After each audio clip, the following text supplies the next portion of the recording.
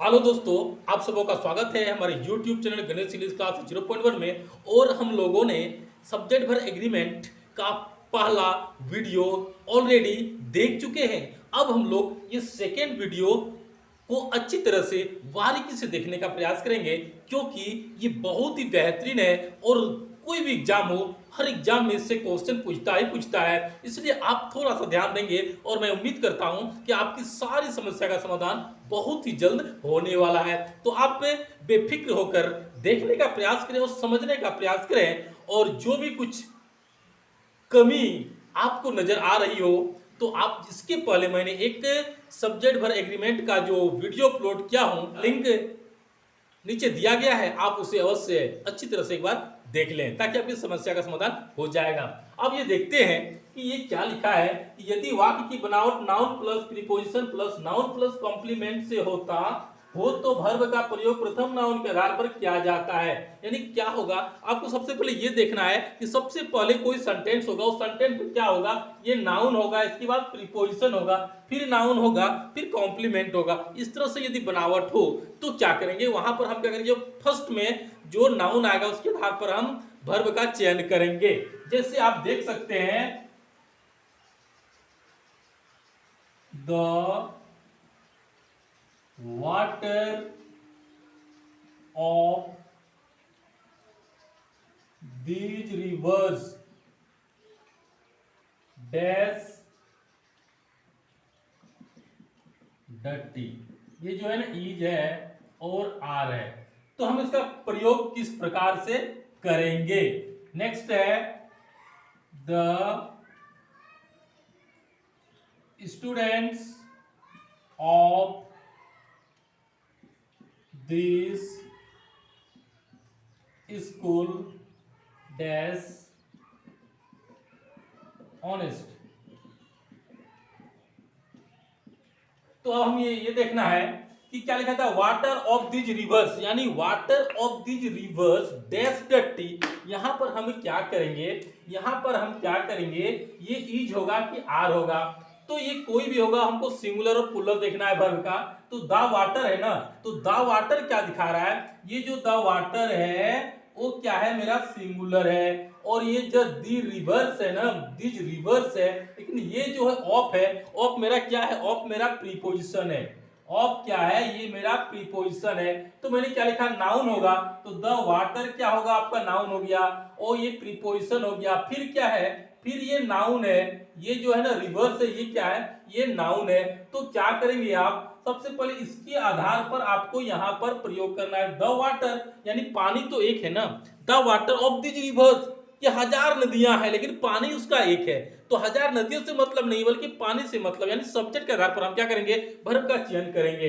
तो यहां पर क्या हो जाएगा, यहां पर आपका इज सही हो जाएगा, यानी इज ऑप्शन क्या हो जाएगा, मेरा सही होगा। तो the water of this reverse is dirty. तो आप ऐसा कंफ्यूजन यदि आपके पास है तो ये आपका समाप्त हो जाएगा। नेक्स्ट देखते हैं कि द स्टूडेंट्स यानी ये प्लूरल नंबर में है, और ये क्या है, दिस स्कूल सिंगुलर नंबर में है, तो हमको इससे मतलब है ना, यानी इसके आधार पर क्या करेंगे, तो प्रथम नाउन के आधार पर क्या जाता है, इसके आधार पर हम प्रयोग करेंगे। तो यहां पर क्या हो जाएगा, यहां पर आर का प्रयोग हो जाएगा, the students of this school are honest. तो इस तरह से आपका क्या हो जाएगा, ये प्रॉब्लम सदा के लिए मिट जाएगा। दोस्तों अगला देखते हैं हम लोग कि ये क्या लिखा है, यदि किसी नाउन को प्रीपोजिशन के बाद दोहराया जाता हो तो वहां पर सिंगुलर नाउन होगा तो सिंगुलर वर्ब का ही प्रयोग किया जाएगा।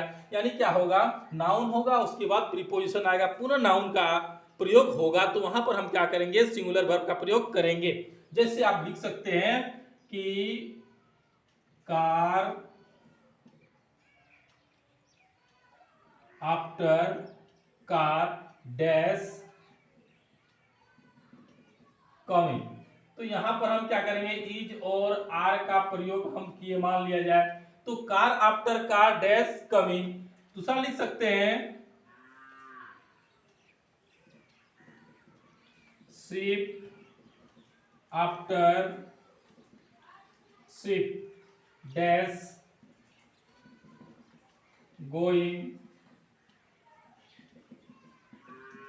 कंटिन्यू। ये आपका आर है और इज है, तो ये क्या करना है, देखना है कार आफ्टर कार, यानी एक कार है फिर वही कार क्या कर रहा है, ये जो कार है ना, ये कार जो है पुनः वही कार यहाँ पर क्या हो जाता है, आ जाता है। तो यहाँ कहने का अर्थ हुआ कि एक कोई जगह है, वहां पर एक कार आया, फिर वो चला गया, फिर एक कार आया, फिर चला गया, फिर एक कार आया, फिर चला गया, फिर आया, फिर चला गया, यानी वहां पर क्या एक ही कार है ना। यानी क्या करना है यहाँ पर देखने का ये बात है कि यदि किसी नाउन को प्रीपोजिशन के बाद दोहराया जाता है, नहीं वही उसको रिपीट कर रहा हो, वही वर्ड सेम वर्ड को रिपीट कर रहा हो, यानी क्या है, लड़का पुनः लड़का, कार पुनः कार, यानी एक ही वर्ड को डबल रिपीट किया जा रहा हो, तो वहां पर हम क्या करेंगे, सबसे पहले ये देखना है कि वो सिंगुलर वर्ब में होगा, वो जो सब्जेक्ट होगा वो भी नाउन सिंगुलर होगा और उसका वर्ब भी सिंगुलर में ही होगा।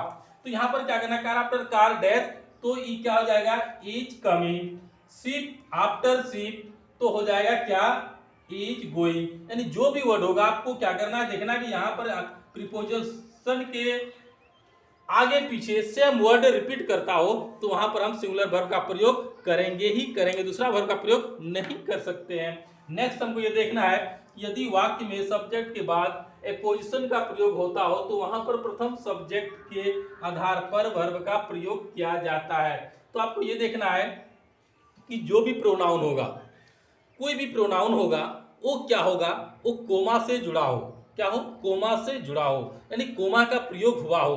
तो वहां पर हमको ये देखना है कि जो कोमा में है, यानी कोमा के बीच में है, उसका आधार पर, उसके आधार पर हम सब्जेक्ट का प्रयोग नहीं करेंगे, बल्कि जो उससे बाहर में है उसके आधार पर हम प्रयोग करेंगे। और आप शॉर्ट में ये समझ लें कि कोई भी प्रोनाउन का प्रयोग हुआ हो तो जो फर्स्ट में आया हो, सबसे फर्स्ट में जो प्रोनाउन आया है उसके आधार पर हम वर्ब का प्रयोग करेंगे। जैसे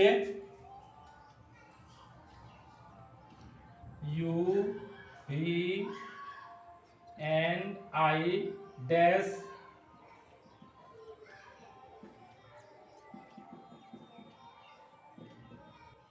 you he and I, you he and I जो लिखा है ना, तो यहां पर हमको क्या करना है, ये जो फर्स्ट में जो सब्जेक्ट आया है उसके आधार पर क्या करेंगे, यहां पर हम वर्ब का प्रयोग करेंगे। तो यू ही एंड आई, तो इसके आधार पर नहीं करना है बल्कि क्या करना है, यू के आधार पर करेंगे। तो यहाँ पर क्या हो जाएगा, यहाँ पर आर का प्रयोग हो जाएगा, है ना, यानी ये जो सब्जेक्ट है उसके आधार पर, उस फर्स्ट प्रोनाउन के आधार पर हम वर्ब का प्रयोग करेंगे। तो दोस्तों आपको थोड़ा थोड़ा कंफ्यूजन है, तो ये सारा कंफ्यूजन आपको समाप्त हो जाएगा कि यदि दो सिंगुलर नाउन सब्जेक्ट एंड से जुड़ा हो लेकिन एक ही के साथ द का प्रयोग हुआ हो लेकिन दूसरे के साथ नहीं लगा हो तो वहां पर सिंगुलर वर्ब का प्रयोग होगा। लेकिन यदि दोनों तरफ द प्लस द का प्रयोग हुआ हो तो वहां पर प्लूरल वर्ब का प्रयोग होगा।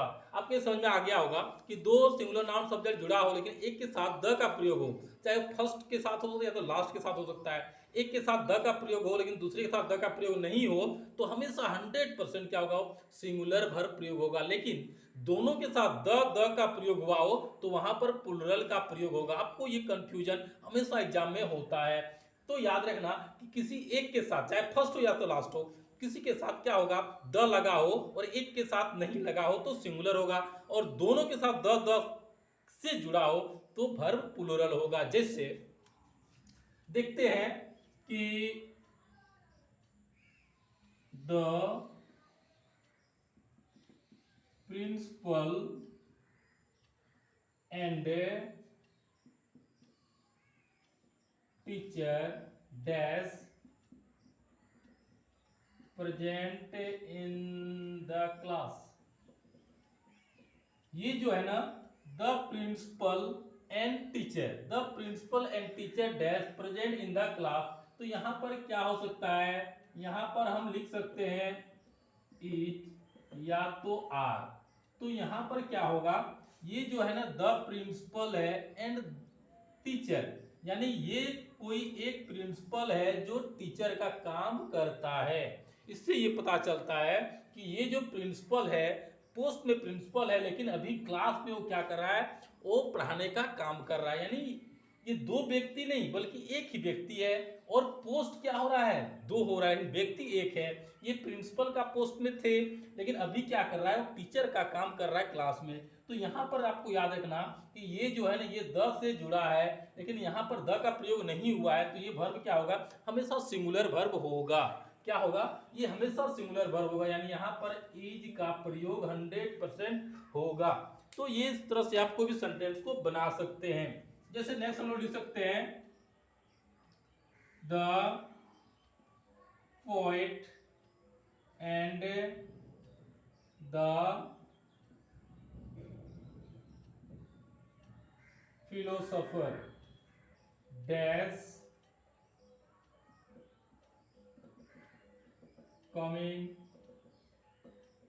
टुडे इज, और ये आर का प्रयोग है। आपको यहां पर ये देखना है कि ये जो है the poet and the philosopher, ये पोएट जो है ना ये कोई अलग व्यक्ति है, और ये जो द फिलोसोफर है ना वो भी कोई व्यक्ति अलग है। यहाँ पर आप क्या करेंगे, यहाँ पर इसका प्रयोग नहीं हुआ था, लेकिन यहाँ पर क्या है, ये द के साथ जुड़ा हुआ है और ये भी क्या है, द के साथ जुड़ा हुआ हो, तो जब दोनों द के साथ जुड़ा हो तो वर्ब क्या होगा, वो 100% वहां पर प्लुरल वर्ब का प्रयोग होगा। तो ये क्या हो जाएगा आपका, यहाँ पर आर का प्रयोग हो जाएगा, इज का प्रयोग कदापि नहीं होगा। नेक्स्ट देखते हैं, गिनती सूचक शब्दों के साथ हमेशा सिंगुलर वर्ब का प्रयोग होगा। जो भी गिनती सूचक शब्द होगा तो वहां पर हम क्या करेंगे, हमेशा सिंगुलर वर्ब का प्रयोग करते हैं। जैसे 2 and 2-4,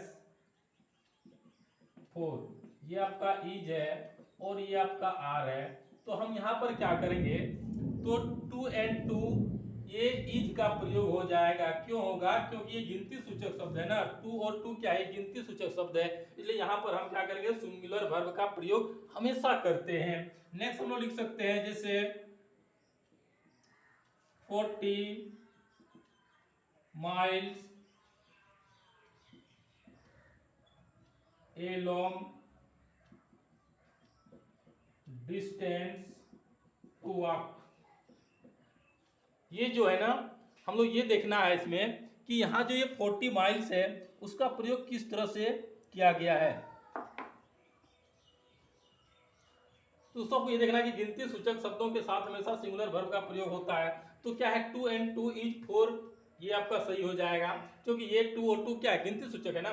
जैसे 40 माइल्स, यहाँ पर ये 40 माइल्स है, 40 माइल्स है, लेकिन ये क्या है, ये तो गिनती सूचक में आ रहा है ना। इससे पता चल गया कि जो भी काउंटिंग में आ रहा हो तो वहां पर हम क्या करेंगे, हमेशा सिंगुलर का प्रयोग करेंगे, सिंगुलर वर्ब का प्रयोग करेंगे। तो ये क्या हो जाएगा, इज और आर का प्रयोग करते हैं, तो यहाँ पर इज का प्रयोग आपका हो जाएगा। तो 40 miles is a long distance हो जाएगा। को ये देखना है, ये सारे वर्ड्स को आप थोड़ा दिमाग में रखने का प्रयास करेंगे और हमेशा प्रैक्टिस बनाते रहेंगे। और इसके लिए इसके बाद जो अगला वीडियो आएगा उसमें और जो भी कंफ्यूजन आपका हो वो सारा समाप्त हो जाएगा, A to Z सारा कंफ्यूजन अगली वीडियो में समाप्त हो जाएगा। तो डिस्क्रिप्शन में इसका लिंक दिया गया है, आप अच्छी तरह से उनको भी देख लें जो पहले मैंने वीडियो अपलोड किया था। तो दोस्तों आप इस तरह से हर एक समस्या का समाधान बहुत ही इजी वे में कर सकते हैं। और हम लोग फिर अगले वीडियो में मिलेंगे, तब तक के लिए थैंक्स, बाय।